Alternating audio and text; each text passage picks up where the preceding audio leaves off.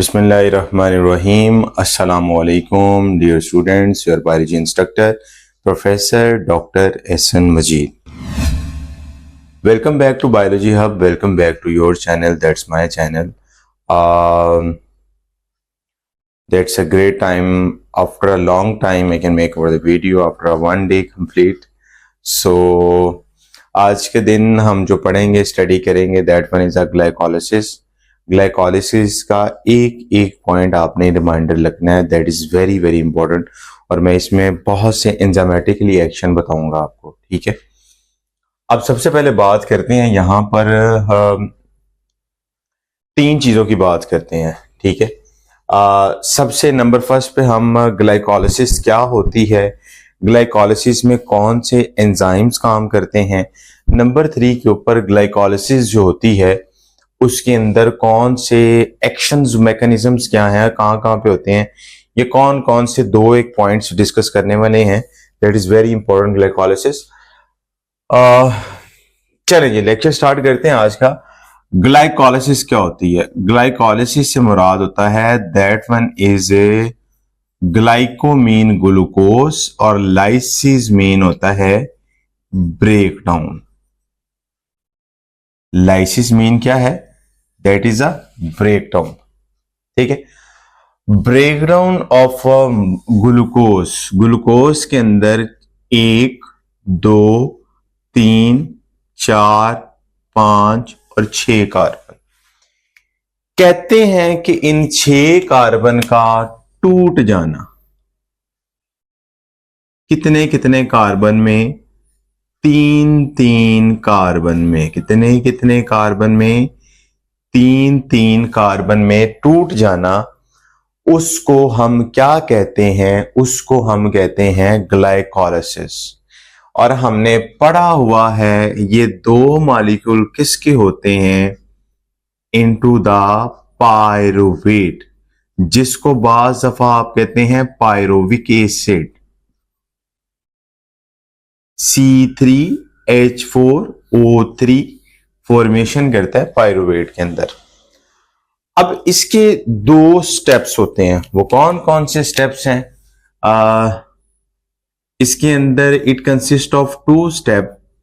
The first one is a preparatory phase जी, और number 2 किसे कहते हैं? नंबर 2 होता है ऑक्सीडेटिव फेज, या उसको कहते हैं पे ऑफ फेज। पे ऑफ फेज।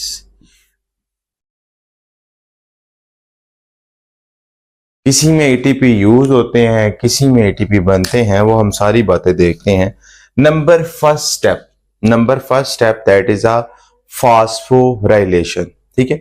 जब हम फास्फोराइलेशन की बात करेंगे तो यहां पर गौर से आपने सुनना है कि आगे जाकर एक कंपाउंड बनेगा जिसका नाम है ग्लूकोज 6 फास्फेट। ग्लूकोज 6 फास्फेट, और इसमें फास्फोराइलेशन हुई है और एटीपी। अब यहां से हमने कहना है कि एटीपी से क्या बने हैं? एडीपी। और इन्होंने फास्फेट एटीपी के नतीजे में रिलीज हो गया, ठीक है। Number 2 glucose 6 phosphate. Glucose 6 phosphate के बाद पहला हमारा स्टेप इसमें से आपने याद रखना है। नंबर 1, एक एक चीज को हमने एक एक पॉइंट को डिस्कस करना है। अगर आपसे यहां से पूछे कि कौन सा एंजाइम इसको चला रहा है, ठीक है, तो इसको मैं एंजाइम को यहां पे भी लिख लूं और वहां पे भी। तो सबसे पहला एंजाइम है hexokinase. That one is a hexokinase, ठीक है। पेपर में नम्स के अंदर, एमडी कैट के अंदर, या नम्स के अंदर, या यूएचएस के अंदर, या ईटा के अंदर ये क्वेश्चन बाज़ दफा पूछा जाता होता है कि भाई हमें बताएं कि वो कौन सा एंजाइमेटिकली एक्शन यहां पर है। तो आपने कहना है यहां इस कन्वर्जन में जो करवा रहा है उसका नाम है हेक्सोकाइनेज। इसी तरह जब आप किसी भी डिजीज में पढ़ते हैं, टे सच डिजीज आती है, ग्लाइकोजेनेसिस टाइप 2 है, ग्लाइकोजन ग्लूकोज में कन्वर्ट नहीं होती, वहां पर उस वक्त अलग एंजाइम आता है। लेकिन ये चीज हम देख आ रहे हैं यूकैरियोटिक सेल्स के साइटोप्लाज्म के अंदर, हम ये चीज स्टडी कर रहे हैं। कहां देख रहे हैं? साइटोप्लाज्म के अंदर। मैं थोड़ा इसको नीचे लिख देता हूं ताकि वीडियो आपको प्रॉपर समझ आ सके। साइटोप्लाज्म में ये रिएक्शन हो रहा था यूकैरियोटिक सेल्स के अंदर। अच्छा जी, पहला स्टेप हमारा कंप्लीट हो गया, साथ साथ उसको टिक भी करते जाना है। ले जी, पहला हमारा फास्फोराइलेशन क्या हो गया? कंप्लीट हो गया, अल्हम्दुलिल्लाह। ठीक है, सेकंड नंबर पे आ जाता है आइसोमेराइजेशन। ठीक है, मींस कि अब ग्लूकोज 6 फास्फेट का आइसोमर बनना। आइसोमर कौन सा होता है? Fructose. That one is a fructose 6 phosphate. अब देखें, ग्लूकोज और फ्रुक्टोज, एक बात इंपॉर्टेंट है, this one is a glucose and fructose. बेटा जी, both are the isomer of each other. Both are the isomer of each other. ये glucose और फ्रुक्टोज एक दूसरे के आइसोमर्स हैं। जब उस आइसोमर की बात की है तो ग्लूकोज की जगह फ्रुक्टोज आ गया, फास्फेट वैसे के वैसे ही वहां पे है। ठीक है, तो ये हमारे पास यहां तक हमारे पास फर्स्ट स्टेप था, और उसके बाद हमारे पास आ जाता है ये सेकंड। यहां पर थर्ड स्टेप। अब इसमें जो एंजाइमेटिकली एक्शन है वो किसका, वो लिख लेते हैं। यहां पर आपने याद रखना है वो है फास्फो हेक्सोज आइसोमेरेज। अब मेरे बच्चों, ये एमडी कैट की ये इंपॉर्टेंट चीजें, इनको नोट डाउन करते जाइएगा कि कौन कौन सा एंजाइम का किस किस जगह पे एक्शन है। लीजिए, यहां पर हमने एंजाइम लिख दिया, मैं PHI लिख देता हूं ताकि मैंने नीचे भी लिख दिया हुआ है PHI, फास्फो हेक्सोज आइसोमेरेज। और उस वक्त जो आइसोमेराइजेशन हुई है वो हमने लिख दिया ये वो आइसोमेराइजेशन हो गई है। और वी नो दैट, हमने कहा हुआ है कि सेकंड पॉइंट हमारा हुआ, हमने उसको टिक लगा दिया, हमारा सेकंड पॉइंट भी हो गया है। ठीक है, अब उसके बाद देखें नंबर 3 के ऊपर, अगेन फास्फोरिलेशन हुई। ठीक है, और अगेन फास्फोरिलेशन से मुराद है जिसमें आप देखें तो यहां पर क्या बनेगा? Fructose 1,6 bisphosphate, 1,6 bisphosphate. अब मींस के एक फास्फेट पहले था, फास्फोरिलेशन हुई, इसमें ATP अगेन क्या हुए हैं? यूज हो गया, ATP से ADP, एक इनऑर्गेनिक फॉस्फेट मिल गया, अटैच हो गया। तो बिस का मतलब है कि फ्रुक्टोज के साथ पहले एक जगह पे था, 6 जगह पे, लेकिन वो 1 पोजीशन पे भी आ गया, तो वो बिस फास्फेट। तो बिस का मतलब है कि 2 फास्फेट उसके साथ जुड़े हुए हैं। कितने फास्फेट हैं? 2 फास्फेट जुड़े हुए हैं।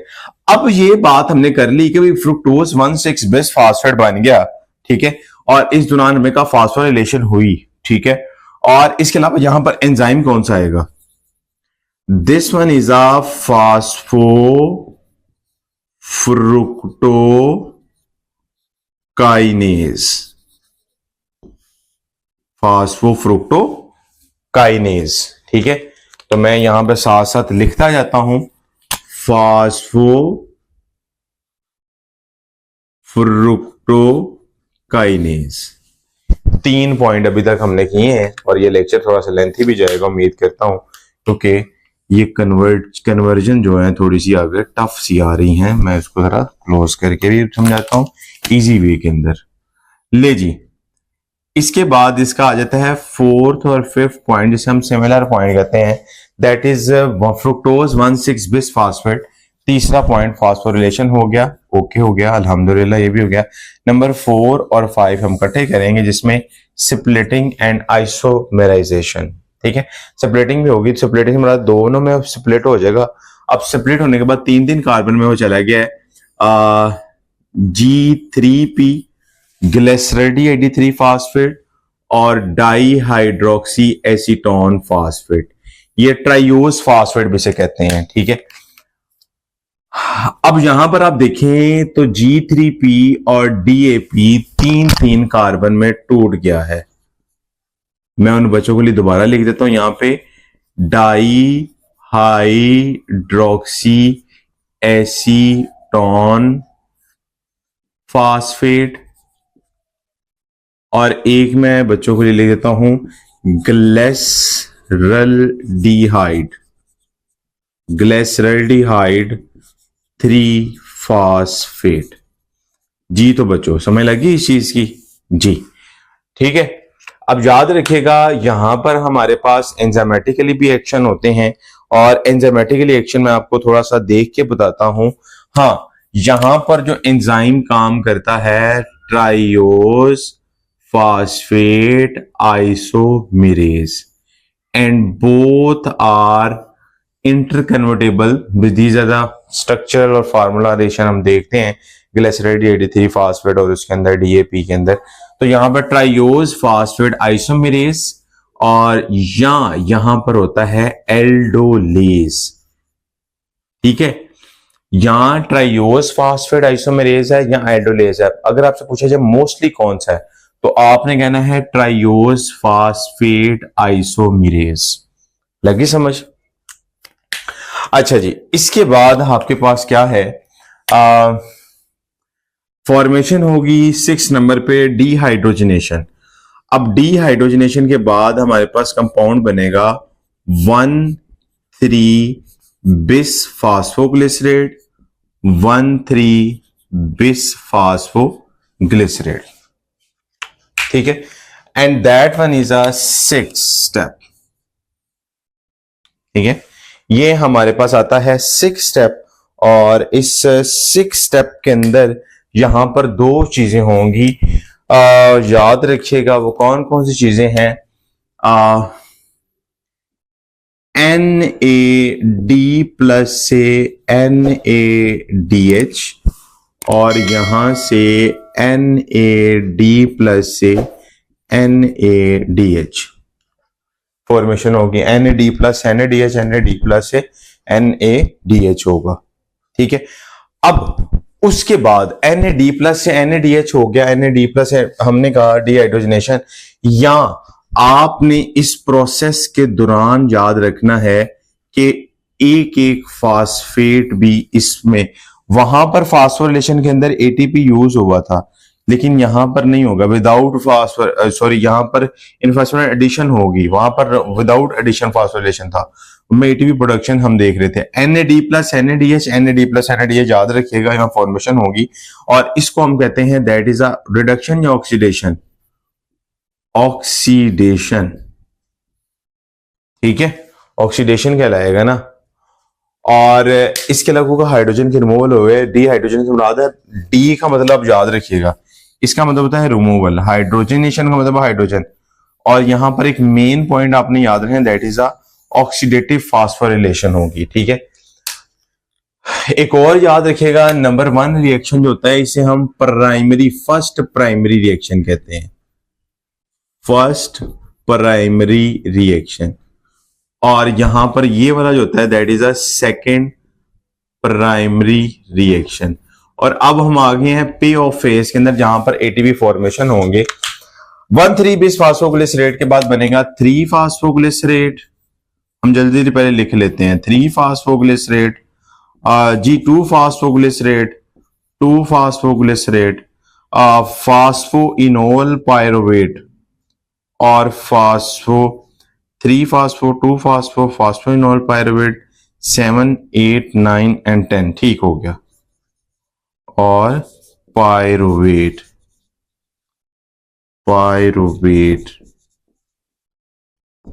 that one is a 7, 8, 9 and 10, ठीक है।